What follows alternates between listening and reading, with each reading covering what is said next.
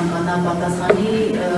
ցանկանալի ճշտերի վերջը ով է լինելու ԲՀԿ վարչապետի թեկնածուն զուսուի մեկ ամիս է մնացել եւ այդպես էլ չկարողանում ծանոթանալ ի վերջո նաեւ դա է լինելու կողմնորոշիչ մարդկանց համար ինչն է պատճառը Պարտարոկյանը դեռ չի կողմնորոշում թե այլ համամանքներ կան որոնք ձեզ ստիպում են թաքցնել ձեր վարչապետի թեկնածուին երկրորդ հարցը երաշխավորված խաղաղության հետ կապված պարոն Սուրենյանցն ասաց որ սա չի նշանակում որ վերաբանակցելու են խաղաղության պայմանագրի տեքստը նախագիծը հետեւաբար ինչպես եք Ադրբեջանին համոզելու որպեսզի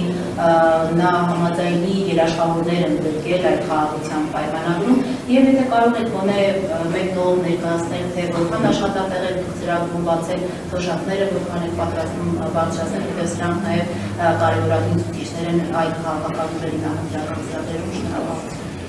Շնորհակալություն հարցի համար, կարծում եմ դահլիճում արկա լրատվամիջոցների իմ գործընկերների մեծամասնությանը հետաքրքրող ամենակարևոր հարցերից մեկը դուք հնչեցրեցիք, մասնավորապես խոսքը Բարգավաճ Հայաստան կուսակցության վարչապետի թեկնածուի հետ կապված հարցադրումն է, որը այս օրերի ընթացքում պարբերաբար եւ անընդհատ բոլոր հնարավոր եւ անհնարին հարթակներով եւ լրատվամիջոցների կողմից հնչում է։ Տեսեք, այստեղ որևէ չկողմնորոշվելու մասին որևէ խոսակցություն չկա։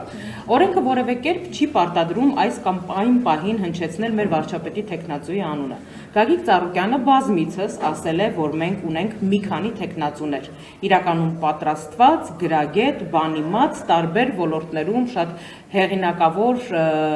այսպես մասնագետներ եւ լավ ճանապարհ անցած եւ որևէ կաշկանդվածություն չունենք ցանկացած պահին անուն հրապարակելու։ Սակայն նաեւ միևնույն ժամանակ որևէ շտապելու հարց չունենք։ Մենք գնում ենք քայլերով Մենք ներկայացրել ենք մեր քաղաքական թիմը, դուք գիտեք մեր քաղաքական առաջնորդին, մենք ներկայացնում ենք նախընտրական ծրագիրը, որով մասնակցում ենք ընտրություններին, եւ բնական է, որ հարմար եւ պատեհ պահի Գագիկ Ծառուկյանը կհնչեցնի վարչապետի մեր թեկնածուի անունը։ Այս մասով